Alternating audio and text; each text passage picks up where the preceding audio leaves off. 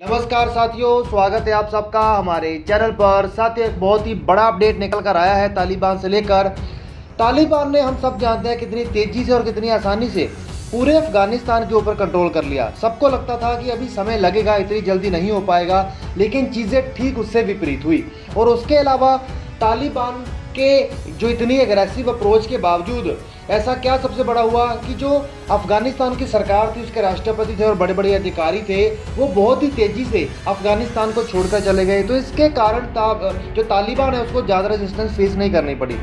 लेकिन ये खबरें निकल कर आई कि जो वहाँ के वाइस प्रेसिडेंट हैं साले, वो वहीं पर ही हैं, वो छोड़कर नहीं गए हैं और तालिबान के सबसे खतरनाक दुश्मन के पास जाकर पंजशीर में जाकर बैठ गए हैं। तो इसी पर तालिबान को एक बहुत ही बड़ी शिकस्त फेस नहीं करनी पड़ी है। तो चलिए इसके बारे में डिटेल में बात करते हैं। तो वीडियो को शुरू करने से पहले चैनल को सब्सक्राइब करिए और बेल आइकन दबाइए। साथियों, हम सब जानते हैं कि तालिबान को निपटाना बहुत मुश्किल है। इसके लिए अमेरिका जैसा देश भी उनके आगे घुटने टेक गया। लेकिन पंजशीर के अंदर जो पंजशीर घाटी है, वो एक ऐसा इलाका है जहां तालिबान कभी भी प्रॉपरली कंट्रोल कर ही नहीं पाया। और वहां पर तालिबान के साथ लड़ रहे हैं नॉर्दर्न अलायंस के लड़ाके। वहां पर अफगान आर्मी नहीं लड़ रही। नॉर्दर्न अलायंस एक अलग ग्रुप है, रेबेल ग्रुप है, जो तालिबान के खिलाफ लड़ता है। वहीं पर ही जो अफगानिस्तान के वाइस प्रेसिडेंट साले हैं, वो उनके साथ जाकर मिल गए हैं। और उनके अलावा जो अफगान आर्मी के कुछ सैनिक हैं, वो भी नॉर्थर्न अलायंस में जाकर शामिल हो गए हैं। और उन्होंने क्या किया है कि पिछले 24 घंटों के अंदर वहाँ पर तालिबान ने पूरा कब्जा करने के लिए गए। तो वहाँ पर उन्होंने क्या किया, बहुत ही बड़ा एक्शन करते हुए तालिबान के 200 से ज़्यादा लड़ाकों को मार गिराया है और पूरे पंजशीर के ऊपर दोबारा उन्होंने कंट्रोल कर लिया है। और उन्होंने ये भी कहा है कि हम अंतर्राष्ट्रीय सपोर्ट के लिए तैयार हैं। और उन्होंने कहा है कि ये तो बस शुरुआत है, आने वाले समय में हम दोबारा अफगानिस्तान को तालिबान से रिकैप्चर कर लेंगे। तो ये एक बहुत बड़ी बात है।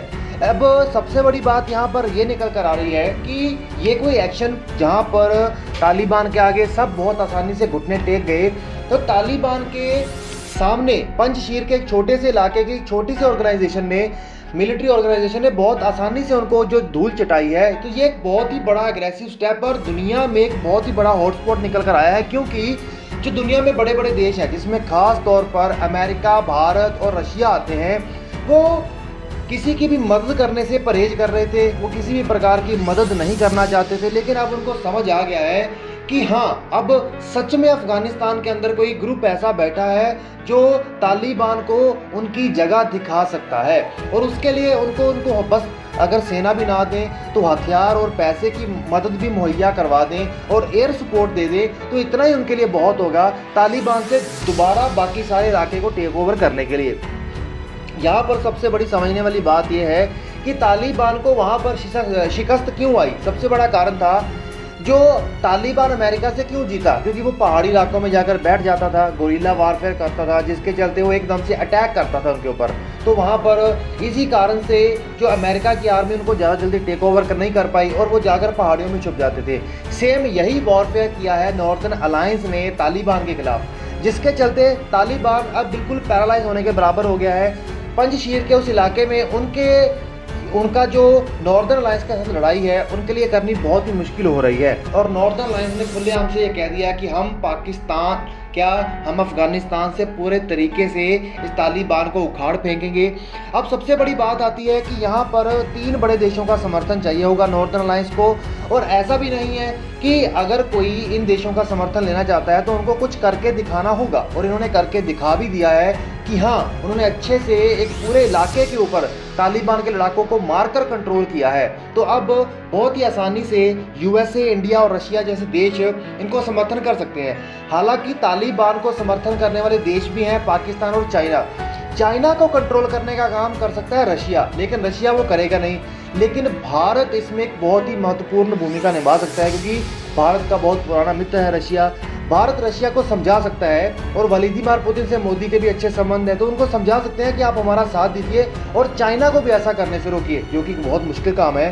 बहरहाल, अगर चाइना ना रोके, अगर रशिया पूरे तरीके से उतर कर तालिबान का समर्थन करे और भारत भी समर्थन करे, तो यूएस भी समर्थन करे, आर्मी भी ना भेजे, सिर्फ एयर सपोर्ट दे दे और हथियार और पैसा भी मुहैया करवा दे, तो ये भी एक बहुत बड़ी सपोर्ट होगी नॉर्दर्न अलायंस के लिए।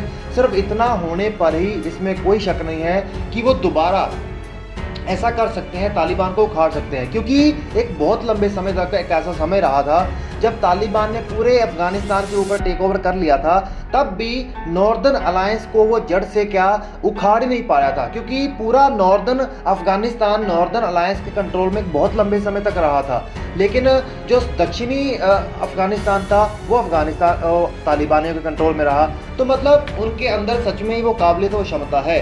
तो आप लोग बताइए कि आपको सच में लगता है कि भारत अगर खुलकर उनके समर्थन में ना आए तो सीक्रेटली नॉर्दर्न अलायंस को हथियार प्रोवाइड करवा सकता है? सिचुएशन ऐसी है कि भारत अभी उनके साथ कोई पंगा नहीं लेना चाहता, क्योंकि भारत के बहुत सारे लोग अभी भी अफगानिस्तान में फंसे हैं और वो धीरे धीरे उनको इवैक्यूएट करने में लगा हुआ है। तो चलिए साथियों, रेगुलर अपडेट्स हम आपको इसके बारे में देते रहेंगे। तो चैनल को सब्सक्राइब करिए, बेल आइकन दबाइए। Okay friends, bye bye.